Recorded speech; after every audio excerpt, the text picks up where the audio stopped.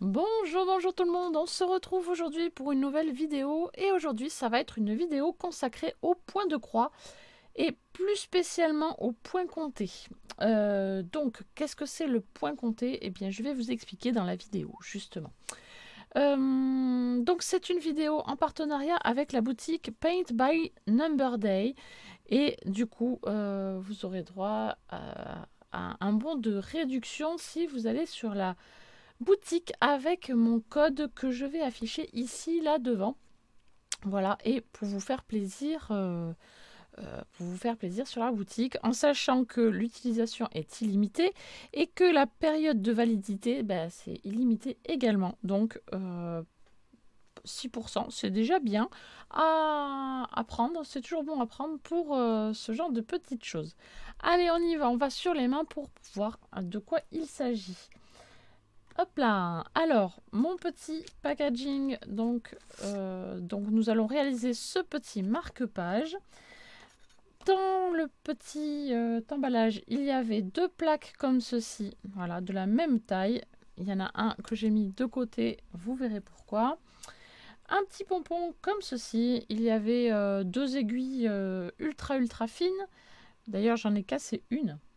La dernière fois, mais ça c'est parce que je la tiens un petit peu trop fort mon aiguille, mais ça voilà, c'est pas leur faute. Et forcément du fil avec et tout un pas un gabarit mais si on peut dire un gabarit, voilà.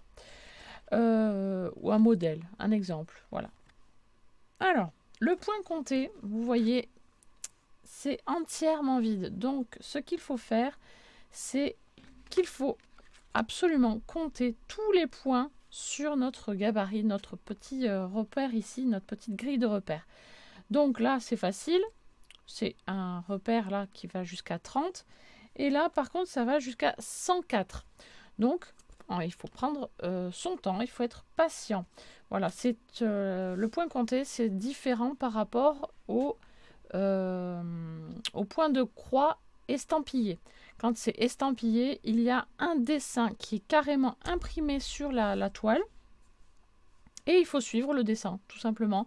Voilà. Quand il y a un dessin en vert, eh bien, on fait en vert par-dessus, en rouge par-dessus, etc. etc. Il y a aussi des toiles estampillées, mais codées aussi. Voilà, donc il y a plusieurs possibilités. Et quand c'est codé, la couleur qui est estampillée ne correspond pas à la couleur du fil. Donc là, il faut être encore plus attentif.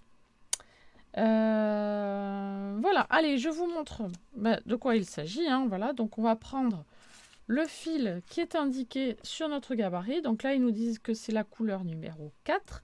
Voilà, donc on peut voir que c'est un bleu un peu clair, voilà, mais pas trop clair non plus. Il y a sur notre petite bande de papier là, de carton, les numéros qui correspondent aux couleurs. Donc le 1 c'est le noir, le 2 c'est un bleu très clair, le 3 c'est un bleu foncé, le 4 un petit peu plus clair, le 5 c'est le blanc pardon. Donc voilà, il suffit de suivre les indications qui sont écrites. Voilà, tout simplement. Donc là, moi, on me dit de prendre le 4 pour faire le contour. Donc je vais dans la bande numéro 4 et je prends un fil. Hop, alors, c'est un 14 CT. Un 14 CT, ça correspond où il faut, enfin là, ils le disent, 14 CT, il faut prendre deux fils. Donc, sur un brin, je vous prends un brin entier. Sur un brin entier, nous avons 6 fils. Il est constitué de 6 fils. Donc, comme nous devons faire 2 fils, eh bien, moi ce que je fais, c'est que je prends un fil. Hop là, je tire tout doucement sur le brin. Et je prends un autre fil.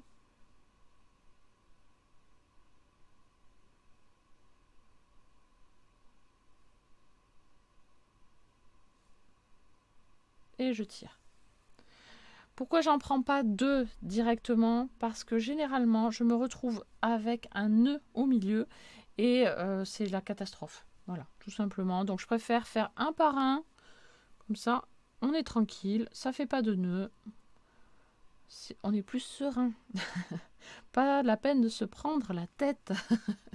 Donc je prends mon premier fil, mon deuxième fil, je les mets au même niveau. Hop, hop. Et je reconstitue 2 brins. Voilà. Que je vais pouvoir mettre sur mon aiguille. Hop là. Alors là, j'ai pris une aiguille assez épaisse. Comme ça, je suis sûre de ne pas la casser. Hop. Et là, je mets les fils dans mon chat dans le chat de mon aiguille. Hop.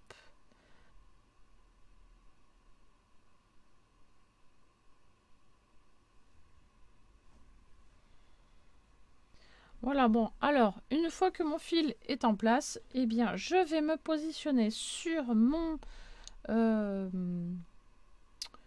tissu, mon canevas, je sais pas trop comment, ma petite toile. Et je vais me placer sur le premier carré. Hop, je vais essayer de zoomer. Et donc, je me mets dans mon premier carré. Ici. Et je vais compter jusqu'à 30 pour faire mon premier bord. Mais je ne vais pas faire mes carrés tout de suite. Je vais faire qu'une diagonale. Donc je pars de l'angle en bas à gauche et je vais en haut à droite. Et là, ça fait mon premier carré en fait. Un carré. Hop là, je fais ma deuxième diagonale.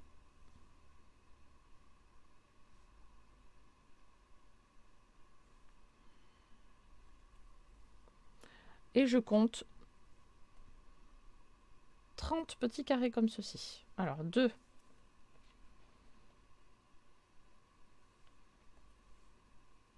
3,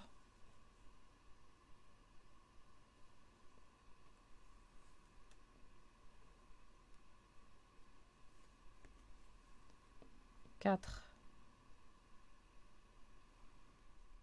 Donc là, j'ai fait 30 diagonales.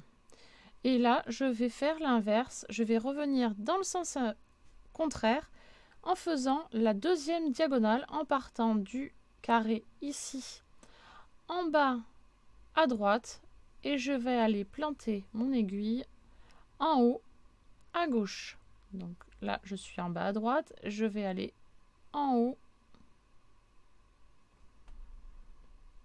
Allez, focus. En haut à gauche ici. Et ça va former une petite croix. D'où le nom du point de croix. Voilà, hop. Et ça fait une toute petite croix. Et je continue. Je me mets en bas à droite. Et je vais aller replanter en haut à gauche. Voilà. Jusqu'au retour ici de mon point de départ. Allez, c'est parti.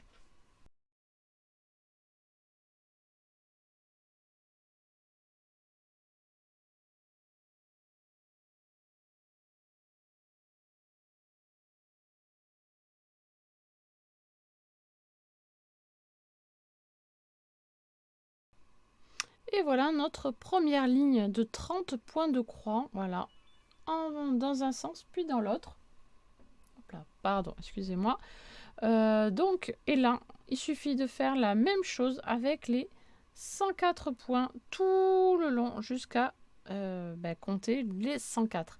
Pour vous aider, parce que des fois, ça peut être un peu compliqué, dans le kit, il y avait aussi un stylo comme ceci pour marquer les carrés. Donc, on a dit qu'il fallait compter jusqu'à 104. Donc, avec notre petit crayon, on peut venir marquer, par exemple, les 10 premiers carrés, les 10 premiers points, donc 10 par 10, on va dire. Donc, 1, 2, 3, alors là, on va compter comme ça. Donc, un carré, je ne sais pas si vous voyez. Donc là, c'est mon premier carré qui a été fabriqué avec le point de croix. donc on le compte quand même. Donc ça fait 1, 2, 3, 4. Là, c'est la partie la plus longue en fait. 4, donc 5, 6, 7, 8, 9, 10. Donc là, au 10e, on peut se faire un petit repère avec notre stylo pour marquer qu'ici nous sommes au 10e carré. Et on peut faire comme ça de 10 en 10 pour nous aider à nous repérer bien plus rapidement. Ou alors, moi ce qui m'arrive de faire aussi, c'est de mettre mon petit gabarit qui est normalement à la bonne échelle, de mettre mon petit canevas en superposition comme ceci. Et comme ça, je sais où je dois à peu près m'arrêter. Voilà. Ça m'aide un petit peu dans mes repères. Donc là, je vous dis le 10, il est là. Le 20, il est là.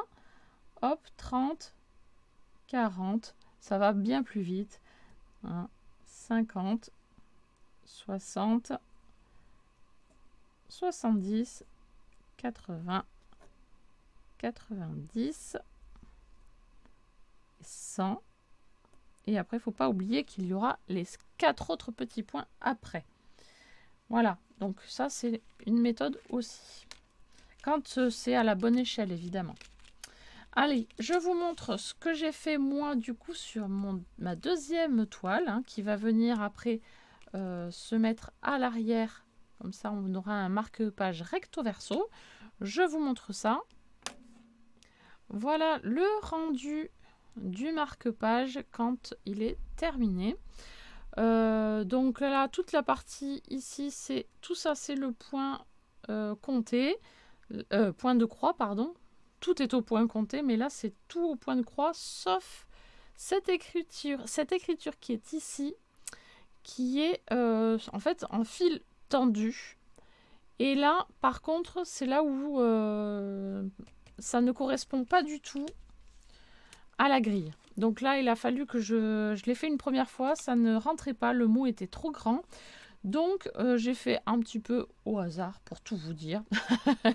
J'ai fait, oui, un petit peu au pif. Le G ne ressemble pas, mais bon, c'est pas trop grave.